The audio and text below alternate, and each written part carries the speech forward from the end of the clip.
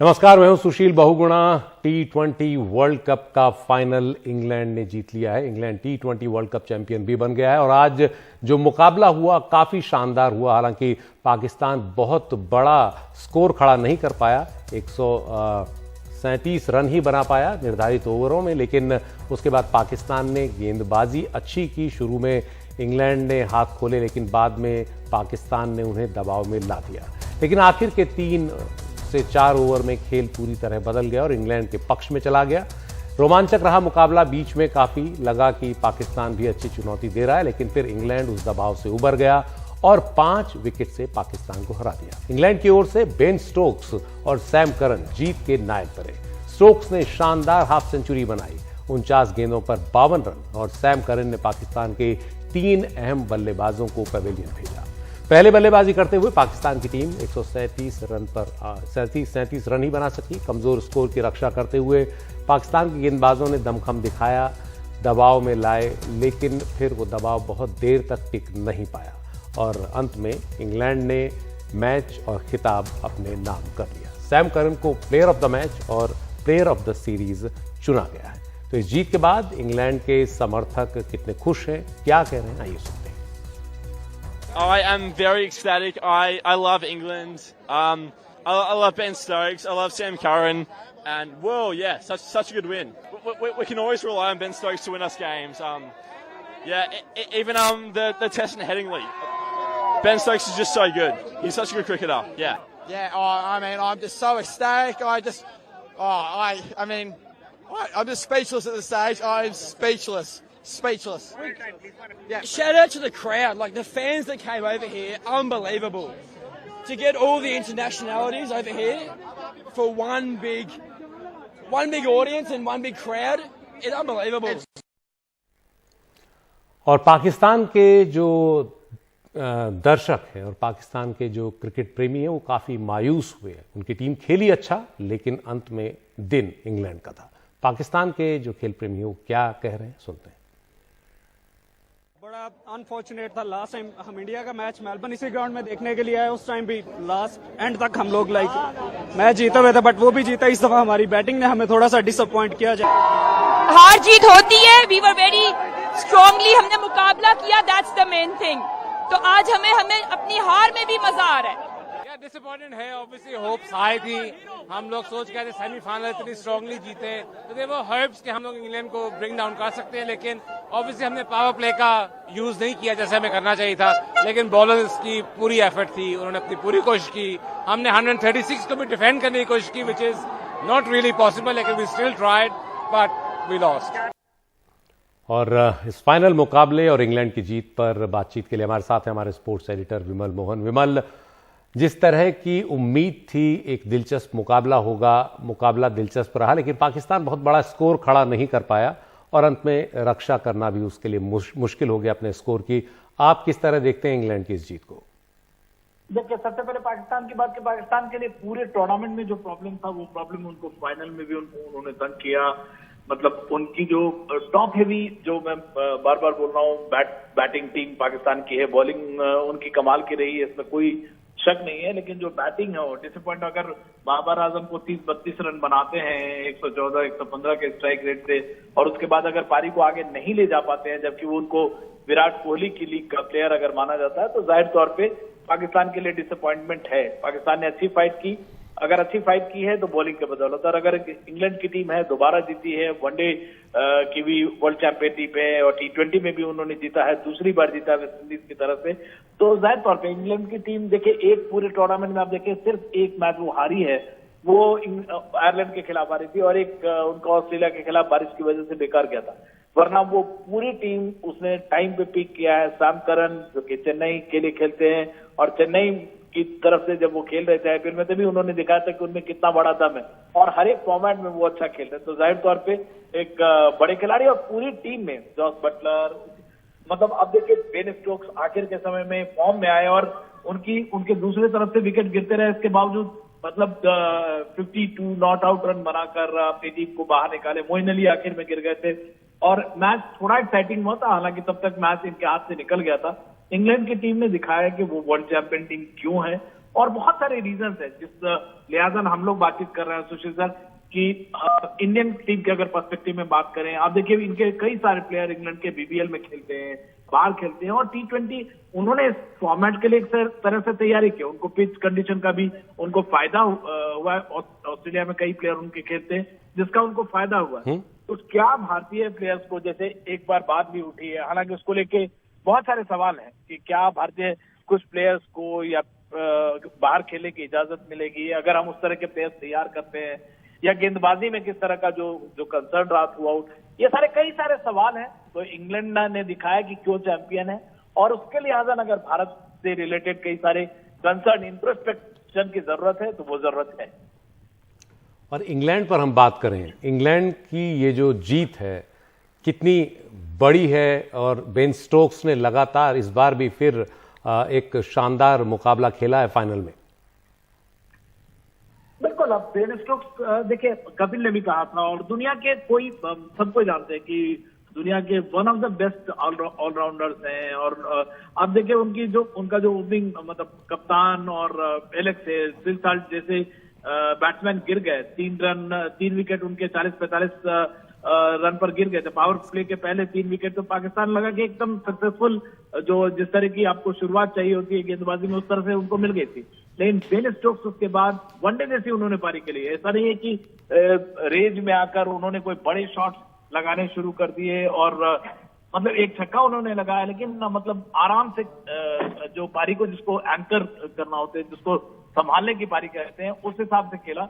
और मोइन अली भी आके उन्होंने एक अच्छा सा एड ऑन किया, हैरी ब्रुक ने उसने पारी को संभाला।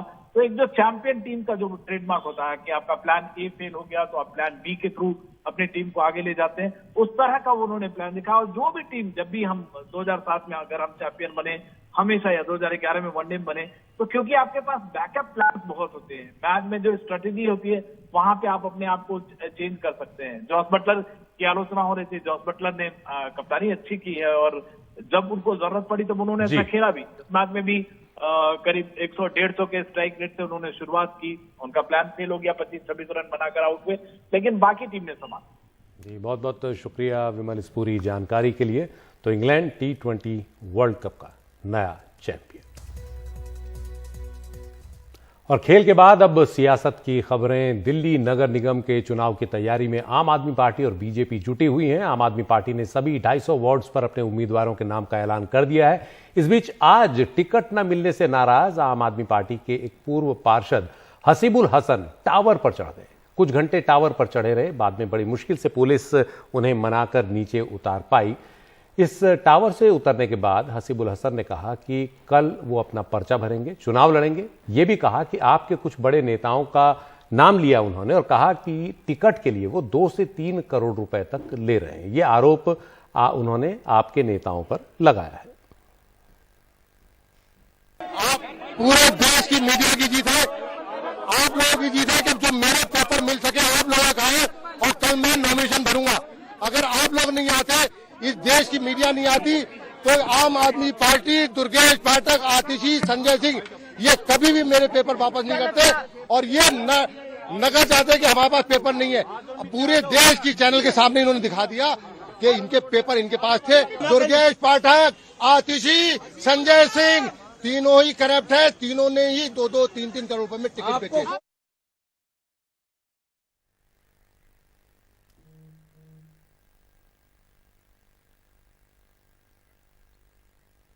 एमसीडी चुनाव के लिए बीजेपी और आप ने अपनी अपनी सूची जारी कर दी है। बीजेपी की पहली लिस्ट में 232 उम्मीदवारों के नाम हैं। आम आदमी पार्टी ने सभी 250 वार्ड्स के लिए अपने उम्मीदवारों की लिस्ट जारी कर दी है। कल आपने दूसरी लिस्ट जारी की जिसमें 117 प्रत्याशियों के नाम हैं। आपने जनता से जुड़े कई कार्यकर्ताओं को टिकट दिया है। इनमें आधार जो है वो जनता का सर्वे बनाया गया, उस आधार पर टिकट बांटे गए, ये आपका कहना है। और 11 नवंबर को उन्होंने पहली लिस्ट जारी की थी। 4 दिसंबर को मतदान है, 7 दिसंबर को एमसीडी के लिए वोटों की गिनती है।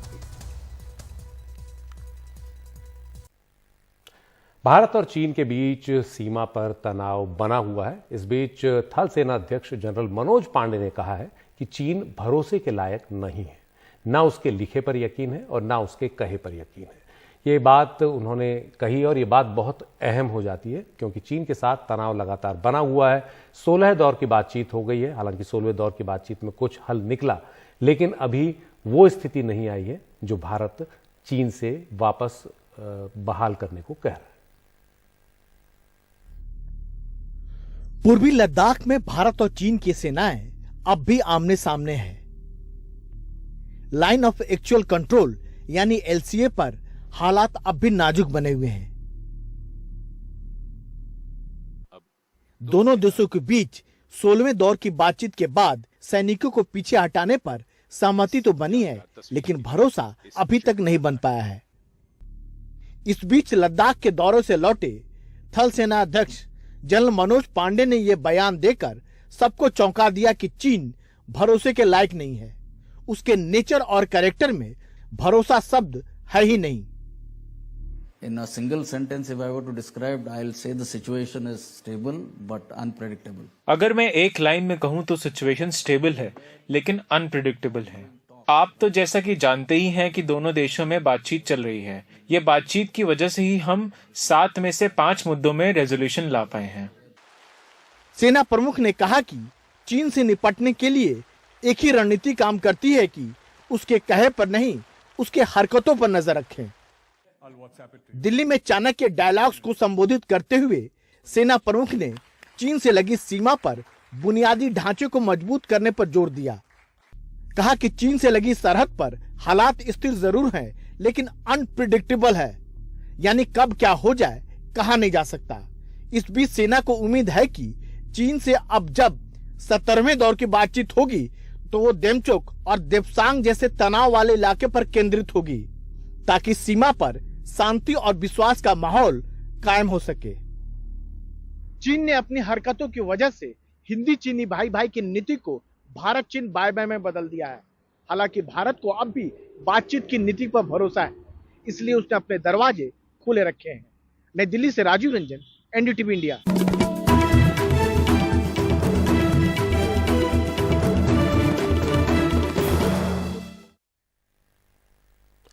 हिमाचल प्रदेश में मतदान हो चुका है। अब गुजरात की बारी है, जहां 1 दिसंबर और 5 दिसंबर को 2 दौर में मतदान होगा। 8 दिसंबर को हिमाचल के साथ ही गुजरात के भी नतीजे आएंगे। इस बार गुजरात की जनता के दिल में क्या है, किस पार्टी का पलड़ा भारी रहेगा, क्या मुद्दे हैं, ये सब जानने के लिए हमारी सहयोगी तनुश्री पांडे पहुंची नरोदा। आपका बहुत बहुत आप सभी का शुक्रिया हमसे बात करने के लिए। कहा जाता है कि जब भी कई इलाके की परेशानियों के बारे में जानना हो, जमीनी हकीकत के बारे में जानना हो, तो महिलाओं से बात करें। तो इसीलिए हमने सोचा कि आज महिलाओं से बात करेंगे। आप नाम बताएं। समा जी, बहुत बहुत शुक्रिया बात करने के लिए हमसे। अब मुझे आप ये बताइए कि जमीन पे जमीनी जो हकीकत है, क्या मुद्दे हैं आप लोगों के? आप लोगों के इंसान के असली मुद्दे क्या है जमीन में गुजरात में? महंगाई कितनी हो गई है, ये तेल के डब्बे कितने महंगे हो गए, ज्यादा महंगाई बहुत हो गई है ये मैं आपको महंगाई से दिक्कत है? हाँ ही तो फिर जब कंट्रोल में तो हमारे को देता ही नहीं ना, अनाज नहीं देता है कंट्रोल में, कुछ भी नहीं आता है कंट्रोल में हमारा। बाकी आपको लगता है कि कोई चीज अच्छी भी हुई है? आप नाम बताएं। अंजुमन। अंजू जी, बहुत शुक्रिया बात करने के लिए। आप बताइए कि क्या दिक्कत है और क्या अच्छा हुआ है? महंगाई बहुत हैगी, फिर यहाँ जो पानी की तकलीफ हैगी, रहने का तो बहुत अच्छा हैगा, ने सब्जी सब बहुत महंगी चलता है, तो थोड़ा कम करे सरकार आएगी तो। आप बताइए मैम, आप अपना नाम बताइए।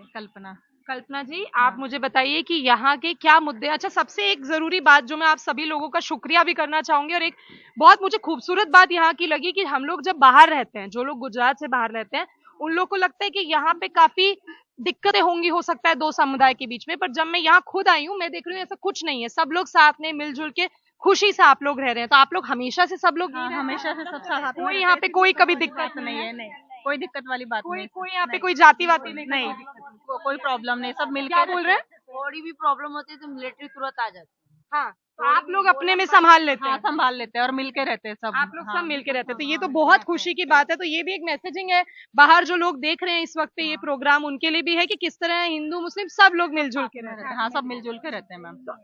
अब ऐसा तो कोई मुद्दा मतलब है ही नहीं, तो जो लोग बाहर के जो पॉलिटिकल पार्टीज हैं वो इस मुद्दे पे अगर इलेक्शन लड़ रहे हैं तो ये तो नहीं कोई वो मुद्दा नहीं, बिल्कुल ही नहीं। अब आप मुझे जमीन का मुद्दा बताइए कि क्या दिक्कत है, पानी का, कपड़े का, क्या दिक्कत सबसे ज्यादा पानी की प्रॉब्लम है। गटर का पानी आता है, पानी साफ सुथरा नहीं आता है। बहुत बार ऐसा होता है कि पानी बिल्कुल अच्छा ही नहीं आता है। ये गटर का पानी मिल जाता है, गटर का पानी आता है? गटर का पानी आता है, बिल्कुल मिक्स हो जाता है पानी। नहीं, तो आप लोग किस तरीके से फिर वो पानी क्या पीने के लिए? नहीं, पीने के पानी में ही तो वो आता है ना। उसके बाद फिर थोड़ी देर बाद 15 मिनट बाद फिर पानी अच्छा आता है। पर ये दिक्कतें बार बार होती है, गटर का पानी मिक्स हो जाता है पीने के पानी में। ये सबसे बड़ी दिक्कत है। यहाँ के एमएलए कौन सी पार्टी के हैं? कैंटोनमेंट बोर्ड है हमारा, कैंटोनमेंट बोर्ड चलता है। हाँ। अच्छा, तो आप लोग ने कभी बताया जो यहाँ के जो कॉर्पोरेटर हैं उनको कभी बताया ना, बताया कि बोले नहीं अब नहीं आएगा, वहाँ रिपेयरिंग काम चल रहा था, ये हो रहा था, बस वही सब बोलते हैं। तो पर अभी तक आता है? हाँ, नहीं अब नहीं आता है, थोड़ी देर बाद आता है, फिर 5-10 मिनट आता है, फिर वापस अच्छा आ जाता है पानी। पर ये दिक्कत है ही ना पानी की, मतलब हाँ दिक्कत है ही ना। अभी आप लोगों को मैं जब बुलाने जा रही थी तो आप लोग आ नहीं रहे थे घरों से, क्योंकि आप बोल रहे थे आधे घंटे ही पानी आएगा, पानी चला गया तो फिर पूरे दिन पानी नहीं आता। कितने 24 घंटे में कितनी देर पानी आता है? सुबह आधी कलाक आता है, सुबह 8 से 8:30, आधा घंटा आता है। और उसके बाद फिर 10 बजे आता है, 10 मिनट, मतलब आधा घंटा, तो 1.5 घंटा। 10 मिनट आता है बस, खाली 10 बजे 10 मिनट। तो मतलब पूरे 24 घंटे में 1 घंटा पानी आता है, 1 घंटा पानी आता है, तो उसमें आप लोग कर लेते हैं गुजारा? हाँ, कर लेते हैं मैम, क्या करें। पड़ोस से हमको भरना पड़ता है, हमारे तो पानी ही नहीं आता है मैडम। हम लोग ना कम से कम 6-8 महीने से हम पड़ोस में से ले लेके ढोल बाल्टियों से भर रहे हैं। कितनी बार हमने यहाँ के मेंबर को बोला पर कोई सुनता ही नहीं हमारा। कोई नहीं सुनता। अच्छा, आप क्या बोल रहे हैं? बिन मोटर के तो पानी ही नहीं आता। पानी नहीं आता? नहीं, बिन मोटर के तो अपने कुछ कर ही नहीं सकते। मोटर चालू करो तो ही मोटर चालू करें तो ही पानी आता है, पानी आता ही नहीं। अब एक बात बताइए कि ऐसी कोई चीज है जो पहले से बेहतर हुई है कि अवस्था और खराब हो गई है? खराब हो गई है ये, और खराब हो गई है। पहले पानी भी अच्छा आता था, सब्जियां भी सब सस्ती मिलती थी, सब चीज सस्ती मिलती थी। अभी तो बहुत हमारे राशन में अनाज देता था, अभी अनाज नहीं देता। वो चावल दे देता, चोखा बोलते चावल, वो दे देता, गेहूँ तो देता नहीं। तो हम चावल को क्या करें? गेहूँ की रोटी खावे कि चावल खा करे? तो मद्रास की थोड़ी है चावल खा करे। 2 किलो देते, 5 मेंबर पे 2 किलो गेहूँ मिलते। पहले ज्यादा मिलता था? पहले ज्यादा मिलता था, पहले 15 किलो गेहूँ मिलता था, 15 किलो चावल मिलता था, 2 किलो वो मिलता है। मतलब हमारा कहना यही है कि जो भी आए ना, पर एक बार पब्लिक के बारे में जरूर सोचना चाहिए मैडम। और सबसे ज्यादा तो महंगाई बहुत है, और अनाज का भी देखा ही है कि भाई मतलब पहले गेहूं ज्यादा देते थे, चावल कम थे। सबसे बड़ा बात तो गैस का ही है, गैस के मुद्दे भी, गैस भी बहुत महंगा हो गया। पर ये सब पब्लिक नहीं झेल पाती मैडम। पहले था कि, और अब महंगाई बहुत है, महंगाई बहुत हो गई है। आप क्या कह रहे हैं? का नौकरी तो है नहीं, नौकरी नहीं है, नौकरी नहीं है और महंगाई बढ़ रही है। आपके घर में कोई पुरुष है जिनके पास नौकरी नहीं है? धंधा ही कर रहे हैं। नौकरियां नहीं है गुजरात में? कोई सरकारी की ऐसी कोई नौकरी नहीं है। जिससे आम होते हैं उनको थोड़ी कुछ भी फायदा, गवर्नमेंट नौकरी वालों को फायदा होता है। जैसी महंगाई बढ़ती है ऐसा उनका पगार भी बढ़ता जाता है। इस बारे में हमको कोई पूछता ही नहीं है कि आपके घर कैसे चलते हैं, आपके बच्चे कैसे पढ़ते हैं, आपके पति क्या नौकरी करते हैं, क्या आवक है, क्या जावक है, वो कोई नहीं पूछता है। बताइए आप क्या कह रहे हैं? अभी लॉकडाउन में तो कितनी फैमिली, लॉकडाउन में तो कितनी प्रॉब्लम है। कोई ने एक सवाल नहीं पूछा कि क्या करना है क्या नहीं करना है। बस जब देखो जब कोरोना है, जो कि कोरोना जैसे तो कोई बात थी ही नहीं, कोई प्रॉब्लम ही। अच्छा, एक उनसे सवाल नहीं हो पाया था, मैं एक बार यहाँ आऊंगी। हाँ, आप मुझे नाम बता दें। सलमा जी, एक बात बताइए कि आपको क्या लगता है, आपके हिसाब से क्या मुद्दा है यहाँ पे? जमीन का मुद्दा क्या है? मुझे बहुत सी महिलाओं ने बताया पानी का मुद्दा है, महंगाई बहुत हो गई है, गैस का भी मुद्दा है। आपको जब अब आप लोग वोट देने जा रहे हैं, आप जब वोट देंगे क्या सोच के वोट देंगे? महिला को रोजगार नहीं मिल रहा है। महिला घर में बैठ के घर का काम करेगी, हाउस वाइफ है, उसको उनको पर्सनालिटी मिलना चाहिए ना। आज महिलाओं के लिए कुछ है ही नहीं, बस वो घर का काम कर रही है और आगे बढ़ रही, इस तरह का ही है। उनको भी तो कुछ रोजगार मिलना चाहिए, उनके लिए कोई लायक काम होए। महिलाओं को रोजगार मिलना चाहिए। जी। आप क्या पहले काम करते थे? जी नहीं, घर हाउस वाइफ है जो। तो आप कह रहे हैं कि आपको रोजगार मिलना चाहिए। हाँ जी। मिलेगा, अगर सरकार देगी रोजगार के अपॉर्चुनिटीज देगी तो क्या आप करेंगे काम? नहीं, मेरे जैसी सी बहुत सी औरतें हैं जो करना चाहती है। जैसे मैं अभी बच्चे इतने हैं तो कर नहीं सकते हम काम। जैसे बहुत सब लेडीज है जो काम करना चाहती है, उनके लिए कुछ काम है नहीं, तो उनके लायक कुछ काम हो तो वो भी काम करे, आगे बढ़े। घर चलाने में सबको दिक्कत चलती है। सबको दिक्कत होती है। आप अपना नाम बताएं। रजिया। रजिया, इन्होंने जैसे कि बोला कि महिलाओं के पास अगर अपॉर्चुनिटी दी जाएगी, चांस दिया जाएगा, तो क्या काम करना चाहेंगी महिलाएं? जी हाँ, करना चाहेंगी। तो अभी आपके हिसाब से सबसे बड़ा मुद्दा जमीन से जो लोगों के लिए जो असली परेशानी है वो क्या होनी चाहिए? हाँ, सभी महिला ने कही ना, पानी की प्रॉब्लम है यहाँ पर वो ज्यादा है कि पानी यहाँ खराब बहुत आता है। आप लोगों की कभी किसी ने मदद की इस बारे में? जी नहीं, कुछ लोग आते हैं पूछने के लिए, आकर फिर चले जाते हैं, फिर कुछ होता नहीं। ऑब्जेक्शन नहीं उठाते कोई भी की बात भी के लिए। आपको क्या लगता है कि क्या कोई आती है पार्टी लोगों की असली परेशानियां जानने? कोई नहीं आता यहाँ पे, असली परेशानियां तो कोई नहीं जानता, बस सबको उस्कराने के लिए आते हैं। बाकी कोई परेशानियां जानने किसी की भी नहीं आता। हमारे यहाँ कैसी महिलाएं बेचारी सब घर काम के लिए ही जाती है। घर में आवक ना हो तो क्या करे, बच्चों की पढ़ाई सब देखना पड़ता है ना, कितने घर काम के लिए ही जाती है यहाँ से। तो यहाँ पे कुछ ऐसे बना हो कि महिला बेचारी अपने रोजी रोजगार के हिसाब से काम कर सके। और इसके अलावा आप लोग के कोई मुद्दे हो? बस सब घरेलू मुद्दे हैं और कुछ मुद्दे नहीं इलेक्शन आएंगे तब आएंगे कि भाई वोट दो, ये करूंगा ये करूंगा, फिर कोई पूछने नहीं आता है। न कोई पूछने नहीं आता कि क्या होता है न क्या नहीं। अभी कोरोना के 2 साल कोई पूछने नहीं आया कि तुमने खाया कि पिया कि क्या करा। 2 साल निकले, कोई ने भी देखा?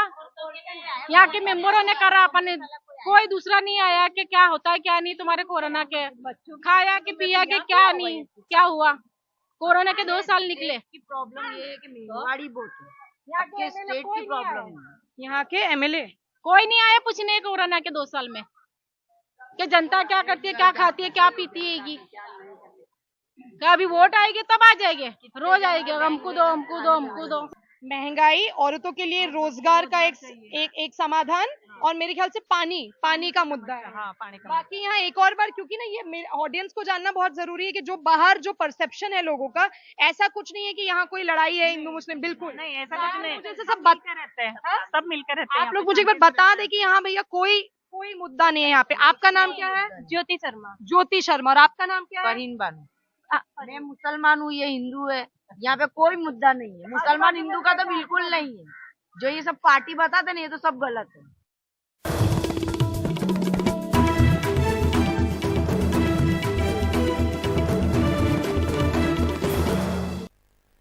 और अब बात इजराइल की, जिसके पास जमीन और पानी दोनों कम है। ऐसे में खेती उसके लिए बड़ी चुनौती है, इसलिए इजराइल लगातार ऐसी तकनीकों के विकास में लगा रहता है जिनसे फसल अधिक हो, उसकी गुणवत्ता भी अच्छी हो। इजराइल में इस काम में बड़ी तादाद में भारतीय युवा कृषि वैज्ञानिक भी अपना योगदान दे रहे हैं। इजराइल के कृषि मंत्रालय के तहत आने वाले वोल्केनो इंस्टीट्यूट में खेती पर बड़े अनुसंधान हो रहे हैं। भारत के अलग अलग हिस्सों से कृषि वैज्ञानिक इस काम में जुटे हुए हैं। ये भारत और इजराइल के बीच आपसी सहयोग का एक बड़ा उदाहरण है।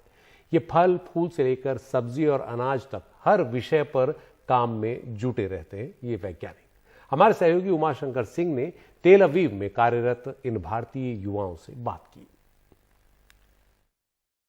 ये इजराइल का कृषि मंत्रालय है, जहां बड़ी तादाद में भारतीय युवा जो हैं वो कृषि वैज्ञानिक के तौर पे काम करते हैं यहाँ उत्पादकता बढ़ाने के लिए। और इनकी तादाद मैंने जो गिना क्लास में 18 लोग तो मुझे नज़र आए, इससे ज़्यादा भी इनकी तादाद हो सकती है। तो आप लोग कब यहाँ पर आए और कितने लंबे समय से यहाँ काम कर रहे हैं?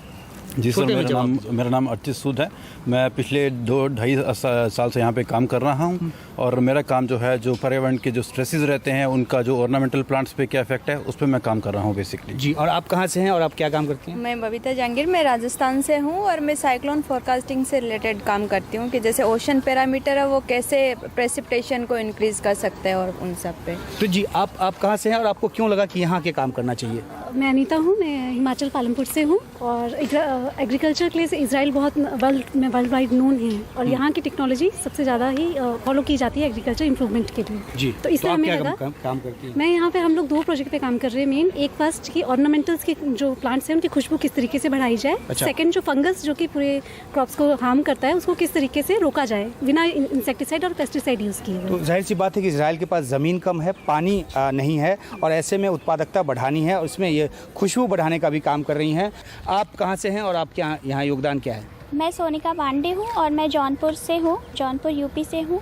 मेरा काम, मैं यहाँ पे अंगूर पे काम कर रही हूँ। मेरा ये उद्देश्य है कि अंगूर में क्या होता है कि जब कंडीशंस फेवरेबल नहीं होती हैं तो वो निष्क्रिय अवस्था में चला जाता है जिसको हम बड डॉर्मेंसी कहते हैं और उसको फिर वापस एक्टिव स्टेज में यानी बड डॉर्मेंसी को ब्रेक करके वापस फ्रूटिंग स्टेज में लाने के लिए हम यहाँ पे डिफरेंट केमिकल ट्रीटमेंट्स का प्रयोग करते हैं। उससे ये होगा कि हमारे जो फ्लावर्स हैं वो एक साथ एक ही स्टेजेस के सारे रहेंगे और उनकी जो है प्रोडक्टिविटी भी ज़्यादा होगी, वो बढ़ेगी। अच्छा, एक बात आप बताइए कि आप जो हैं वो रंग को बनाने का काम करते हैं।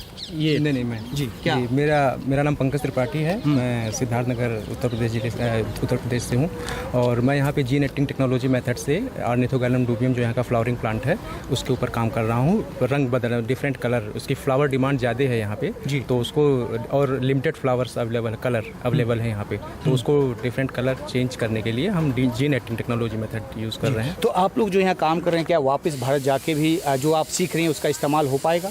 हाँ बिल्कुल, यहाँ पे जो हम सीख रहे हैं यहाँ की टेक्नोलॉजी को हम वहाँ पे जाके अप्लाई कर सकते हैं, इसीलिए हम लोग यहाँ पे टेक्नोलॉजी सीखने आए हैं। आप बता रहे थे आप क्या करते हैं? आप? मैं यहाँ पे जो है कि पोस्ट डॉक्टर फेलो हूँ और मैं जो है कि यहाँ पे स्वाद बढ़ाने का काम कर रहा हूँ क्योंकि हर एक फ्रूट प्लांट्स में जो है कि स्पेसिफिक मेटाबोलाइट है जिससे अलग फ्लेवर मिलता है।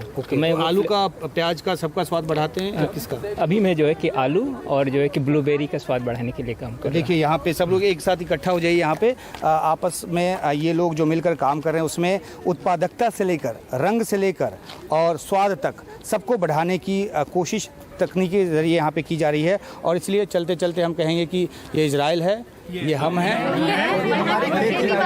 और ये हमारी खेती बाड़ी हो रही है। तो इजराइल से उमाशंकर सिंह, NDTV इंडिया।